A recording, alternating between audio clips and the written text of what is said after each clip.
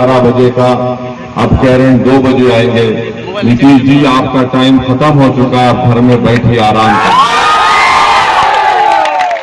मेरे अजीज दोस्तों और बुजुर्गों, ये जो किशनगंज का चुनाव है, इलेक्शन है, ये सिर्फ सीमांचल की अजमत का इलेक्शन है, इससे बढ़कर कुछ नहीं है। ये किशनगंज की जनता की अजमत का इलेक्शन है। ये सिर्फ सुलहिया भाई बहनों का या शेरशाहबादी का या सुरजापुरी का या हिंदू मुसलमान का इलेक्शन नहीं है। ये किशनगंज और सीमांचल की अजमत का इलेक्शन है मेरे अजीज दोस्तों और बुजुर्गों। इसीलिए हम आपसे अपील करने आए हैं कि जिस शख्स ने, जिसको मजलिस इत्तेहादुल मुस्लिमीन ने अपना उम्मीदवार बनाकर पेश किया है, जिसने अपना तन मन धन सब कुछ सीमांचल के लिए और गरीब मजलूम के इंसाफ के लिए कुर्बान कर दिया, हम आपसे ये अपील करने आए हैं कि आप उस शख्स के हक में अपना वोट देकर आप सीमांचल की अजमत को बहाल करिए। और सीमांचल की अजमत को बहाल करने का मकसद ये है कि हम जनाब तस्लीम साहब को खिराज अकीदत पेश करेंगे, जिसको लोग आज भी और कल भी सुबह क़यामत तक सीमांचल के गांधी के नाम से जानते थे और जानते रहेंगे इंशाअल्लाह ताला। तो मेरी आप तमाम से गुजारिश है कि आप लोग 26 तारीख के दिन सुबह के अवलीन वक्त में अपने घर से निकलकर पोलिंग बूथ को जाइए और अपना एक एक वोट का इस्तेमाल पतंग छाप के निशान पर करके सीमांचल और किशनगंज की अजमत को बहाल करिए। मेरी नजर में तस्लीमुद्दीन साहब मरे नहीं, वो जिंदा है। इंसान जब मरता है तो उसकी जिस्मानी मौत होती है, रूह निकल जाती है जिस्म से। ये हमको बताए ना हमारे उलमाए कराम। तो मेरा मानना यह है कि जिस शख्स ने इस सरजमीन पर बसने वालों की जिंदगी, उनके इंसाफ के लिए बहुत मेहनतें की, वो लोग कभी नहीं मरते, वो जिंदा रहते हैं। और मेरा मानना यह है कि तस्लीमुद्दीन साहब की उस मेहनत और कुर्बानियों को अगर कोई आगे लेकर जा सकता है तो उसका नाम अख्तरुल ईमान है। और जहां पर तस्लीम साहब का जिक्र आया, हम आपको बताना चाहेंगे कि अरारिया विधानसभा से, अरारिया पार्लियामेंट की कॉन्स्टिट्यूएंसी से, वहां से उनका बेटा इलेक्शन लड़ रहा है। पिछले विधानसभा के चुनाव में कोई उनको टिकट नहीं दे रहा था। वो डायरेक्ट मुझे फोन किए, मुझसे बात किए। मैंने माजिद हुसैन से कहा कि जाकर मिलो उनसे। ये एक बहुत बड़े अजीम लीडर का बेटा है। अगर वो बेबसी के आलम में हमको फोन करके कह रहा है कि कोई टिकट नहीं दे रहा है, मैंने माजिद हुसैन से कहा था कि माजिद तुम जाकर सिर्फ उनसे कहना कि आप कहां से लड़ना चाह रहे, आप तस्लीम साहब के बेटे हैं। हमने उनको टिकट दिया, वो कामयाब हुए।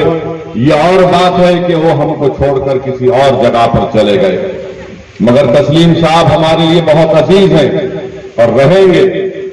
उन्हीं के घर से बहुत से लोग मुझसे कांटेक्ट किए और कहे कि आप अरारिया पार्लियामेंट से इस कैंडिडेट को खड़ा कर दीजिए, उस कैंडिडेट को खड़ा कर दीजिए। हमने कहा हमारा ज़र्फ ये है कि जो हमको छोड़कर चला गया, हमने उनके बुरे वक्त में उनका साथ दिया था, उनका नहीं दिया था, हमने तस्लीम साहब की कुर्बानियों को देकर उनका साथ दिया था। अब भी हम आपको बता रहे हैं कि हमने अरारिया से अपना कैंडिडेट नहीं खड़ा किया। क्यों नहीं खड़ा किया? सिर्फ तस्लीम साहब की मोहब्बत में हमने अपना कैंडिडेट नहीं खड़ा किया।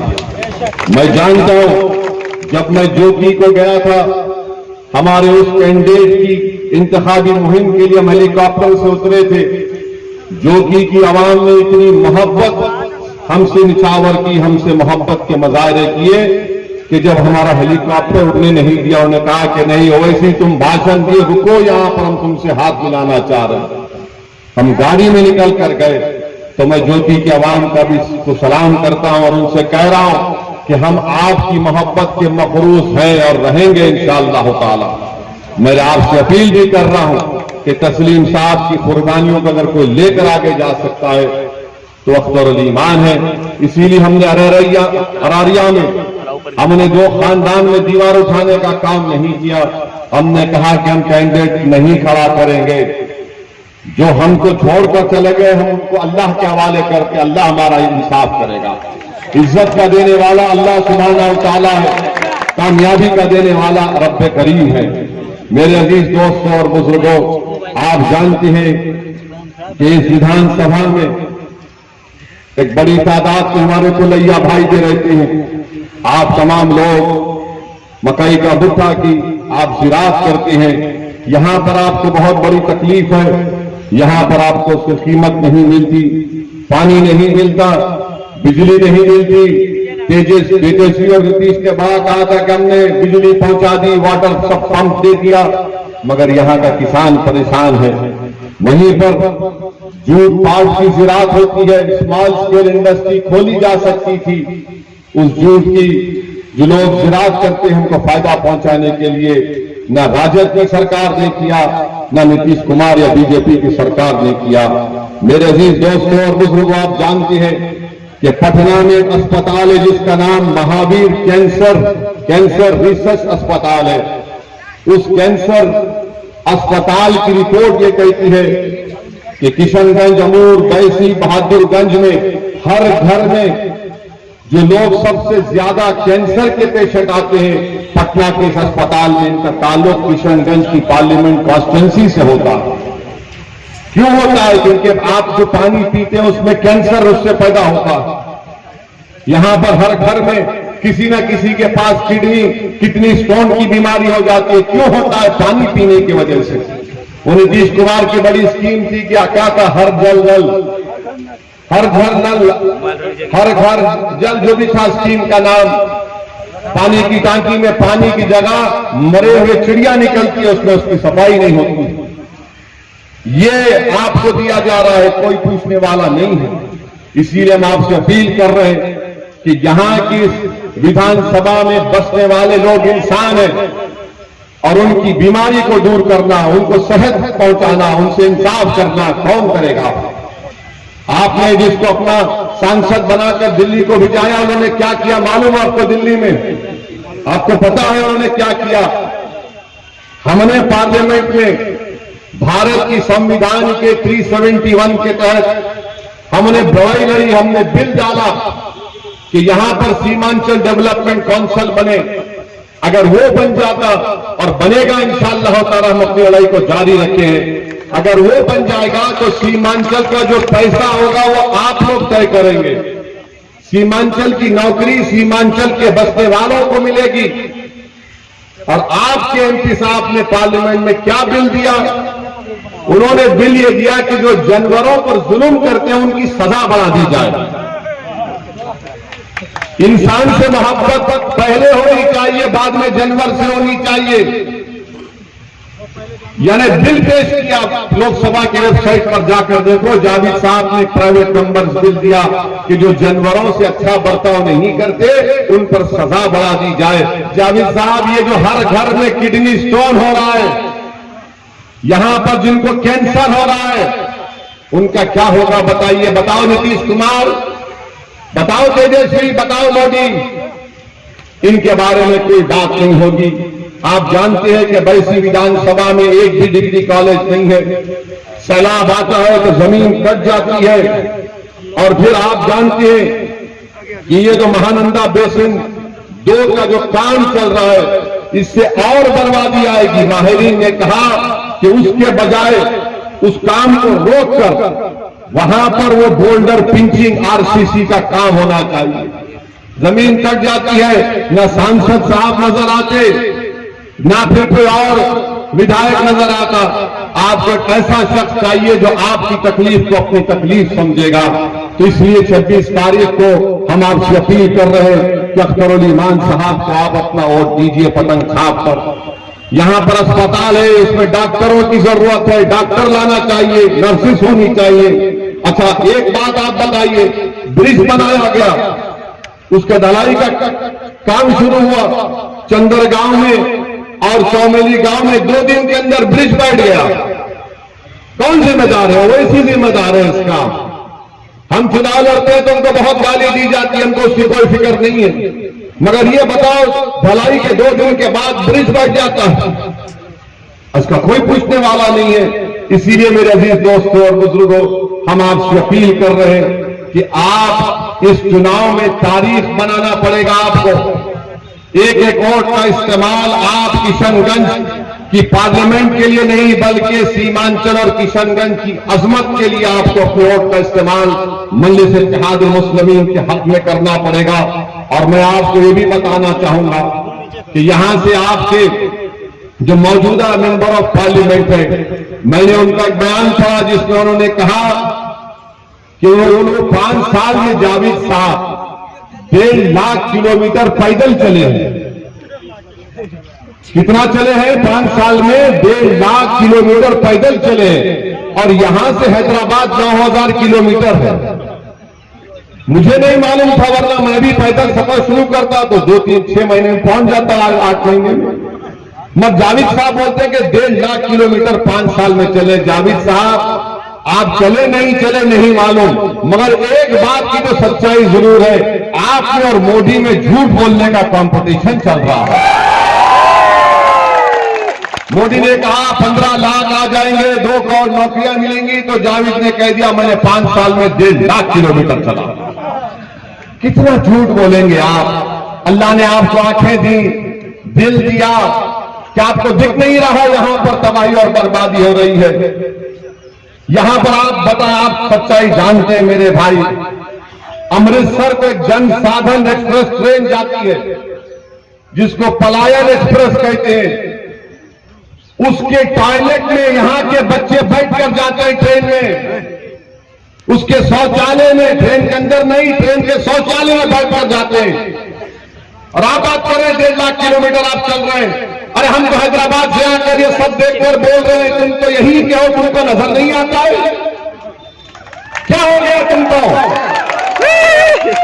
मेरे अजीज दोस्तों और बुजुर्गों, इसीलिए हम फिर से कह रहे हैं 26 तारीख को आपको अपना एक वोट अख्तर ईमान साहब के हक में इस्तेमाल करना पड़ेगा।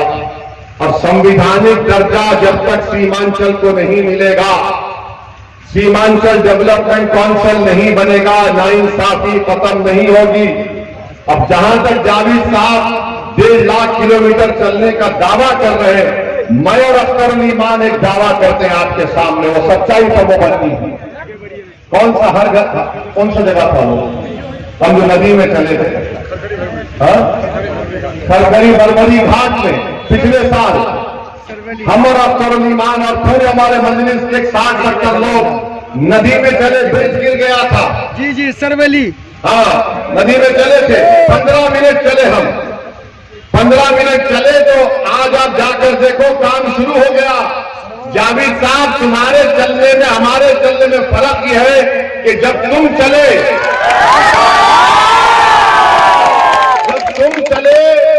तो ना नीतीश पे असर हुआ, ना तेजस्वी पे हुआ, ना मोदी पे हुआ। जब अख्तर ईमान के साथ ओवैसी 15 मिनट चला तो उनको डर लगा, हिलना शुरू हो गए, खौफ पैदा हो गया।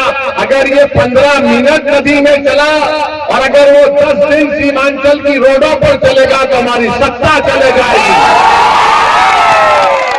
ये फर्क होता है एक शेर के चलने में और एक गिरर के चलने में। शेर अख्तर ईमान है। 15 मिनट हम नदी में चले, आज वो काम शुरू हो चुका है ना, काम शुरू हो चुका है। आप ऐसे आदमी को अपना वोट दीजिए जिसके चलने से गवर्नमेंट घबराती है। हाँ, उससे आगे 200 करोड़ का अमोर में एक और पुल का काम शुरू हो चुका है। ये काम करने का तरीका आना चाहिए। और हम आपको वादा कर रहे हैं, आप अख्तर भाई को यहां का एमपी बनाइए, वो पार्लियामेंट में हमारे बाजू बैठेंगे इंशाअल्लाह ताला। जावेद कहां बैठे आपको दिखता? कभी कभी दिखता पार्लियामेंट में। अख्तर भाई हमारे बाजू बैठेंगे। हैदराबाद, किशनगंज, औरंगाबाद 3 शेर पार्लियामेंट में बैठेंगे तो सबसे नजर आएगा। तो हम आपसे अपील कर रहे हैं कि अख्तर ईमान को अपना एक वोट देकर सीमांचल की अजमत को बहाल करिए। तस्लीमुद्दीन साहब के उन ख्वाबों को पूरा करने का काम, मौला सरोवर कासमी साहब की उन कोशिशों को पूरा करने का काम सिर्फ अख्तरुल ईमान कर सकता है और कोई नहीं कर सकता। मेरे अजीज दोस्तों और बुजुर्गों, फिर आपके सामने अख्तर भाई ने बताया कि बिहार में कास्ट सेंसस हुआ।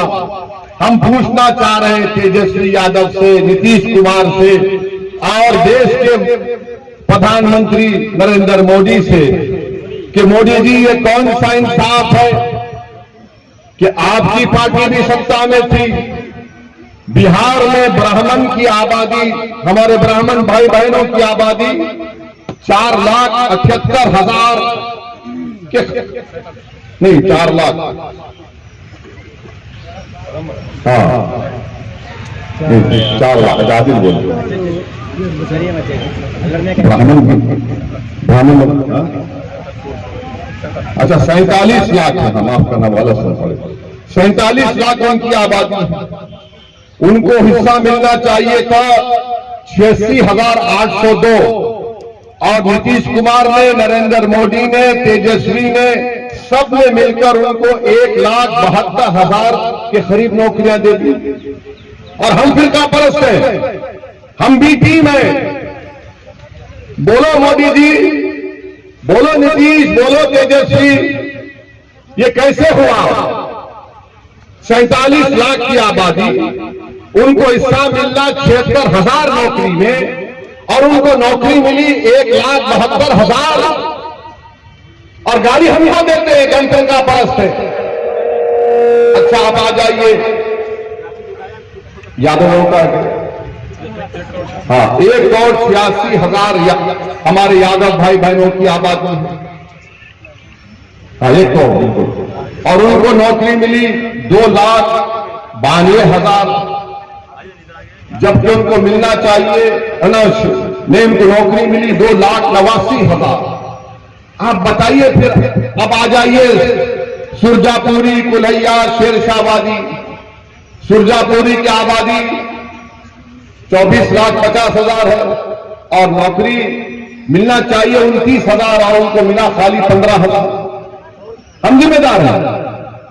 और फिर आप आ जाइए कुल्हैया बरादरी, 12 लाख उनकी आबादी है, मिलना चाहिए नौकरी 19,000, मिली 6,000।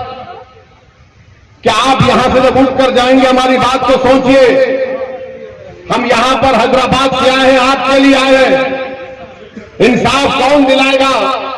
और इंसाफ उस वक्त मिलेगा जब तुम 26 तारीख को जाकर बटन छाप पर बटन दबाओगे, तो तुम्हारा बटन जब बटन छाप पर दबेगा तो तुम्हारे उस बटन दबाने से मोदी भी दबेगा, नीतीश भी दबेगा, तेजस्वी भी दबेगा।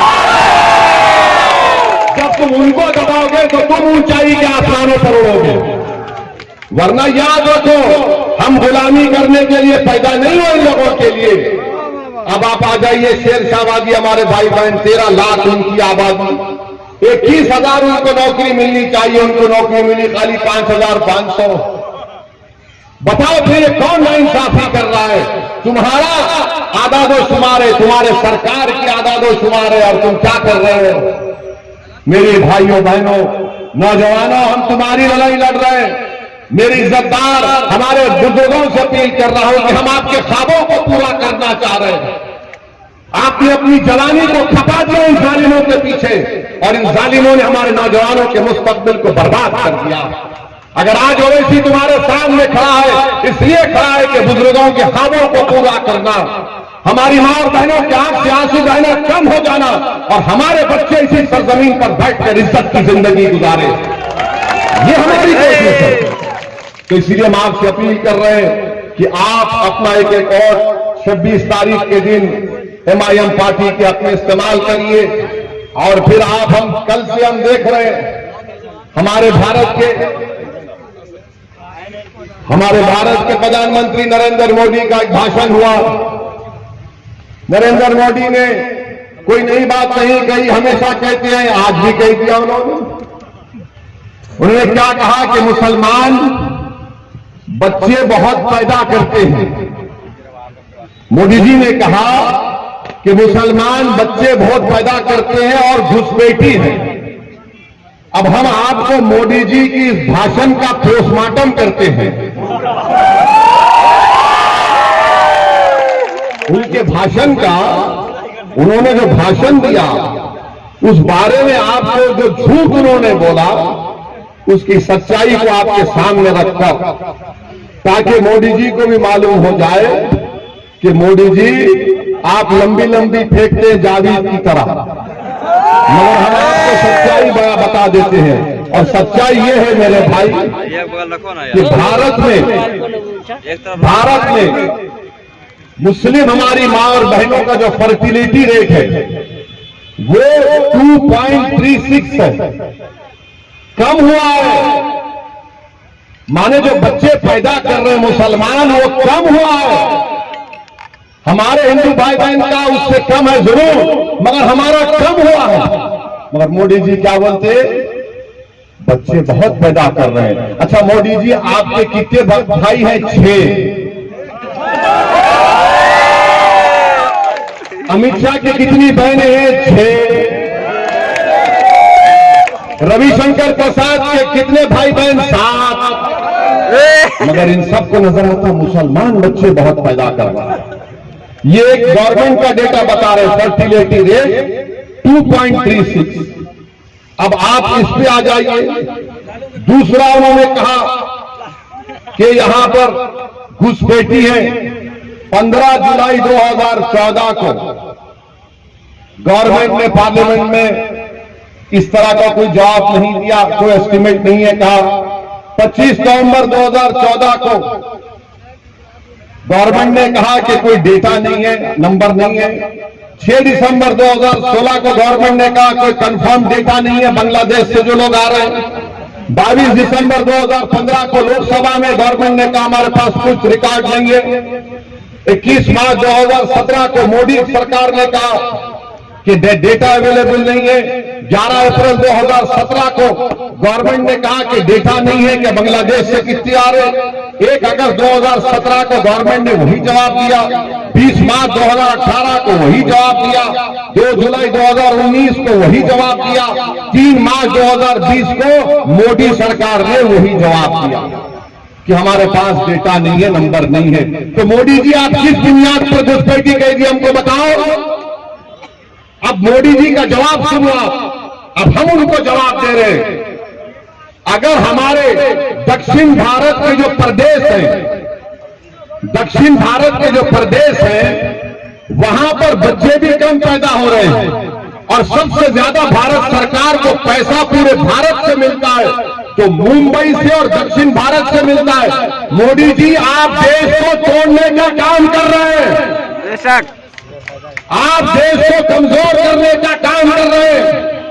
अगर दक्षिण भारत के लोग बोलना शुरू कर दे कि हमारे पास पार्लियामेंट की सीट कम है, हम बच्चे भी कम पैदा कर रहे हैं, पैसे भी ज्यादा दे रहे हैं, तो तुम क्या जवाब दोगे भारत के प्रधानमंत्री? बताओ हमको, बताओ क्या जवाब दोगे आप? मेरे अजीज दोस्तों और बुजुर्गों, ये नरेंद्र मोदी भारत को कमजोर करने का काम कर रहे हैं। और अगर और भी आपको डेटा चाहिए, अच्छा ये बोलते,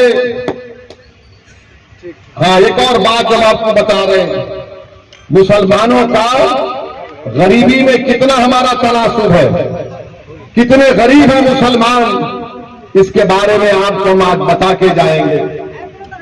जो मुसलमान गांव में रहता है, जो मुसलमान, मोदी जी सुनो, अगर कान में सुनने की ताकत है तो सुनो देश के प्रधानमंत्री। ए भाई रुक जाइए ना। मुसलमान जो गांव में रहता है, जो वो अपने पैसे खर्चता है खाने पीने के लिए, सबसे कम खर्चने वाला अगर कोई है तो मुसलमान। सबसे ज्यादा सिख है जो महाना उसका खर्चा 2106 रुपये, हमारे हिंदू भाइयों का 1170 रुपये और मुसलमान सिर्फ 1133 रुपये खर्चता है। ये मोदी की सरकार का डेटा है। कितना झूठ बोलोगे मोदी जी, तुम कितना झूठ बोलोगे? मगर मोदी जी को किन मुसलमानों से मोहब्बत है मालूम आपको? कौन से मुसलमान से मोहब्बत है मोदी जी को? दुबई जाएंगे,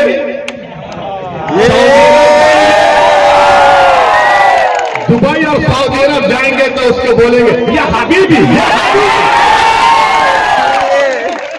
ऐसा मिलेंगे जैसा कि एक भाई से मिल रहे हैं, और हमको ऐसा देखते हैं हम घुसपैठी है। मोदी जी उसका नाम अगर मोहम्मद बिन जायद है तो इसका नाम अख्तर अली खान है।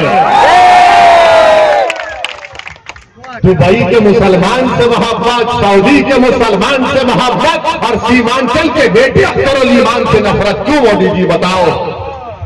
नफरत इसलिए है क्योंकि वो आपको कमजोर देखना चाहते हैं। और आज मोदी जी के साथ कौन खड़ा है? कौन खड़ा है? नीतीश पलटूराम, पलटू वो भी है, बोलो।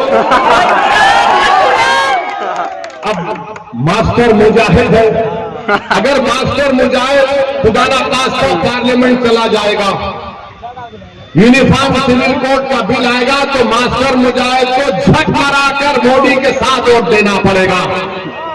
कल अगर इबादतगाहों को खत्म करने का कानून लाया जाएगा तो मास्टर मुजाहिद को जो मोदी बोलेगा उसके इशारे पर नाचना पड़ेगा। जावेद अगर जाएगा तो बेचारा जावेद को सन्नाटा रहता है। जावेद है मगर कुछ मालूम ही नहीं, वो खामोश रहते हैं, सन्नाटा रहता है, सोते रहते हैं। कोई वो फोन कर दे तो उसको बोलते हैं ये फुला अंग्रेजी में अल्फाज बोल के भगा देते हैं उसको। इसलिए हम आपसे अपील कर रहे हैं कि मुल्क के हालात को देखिए।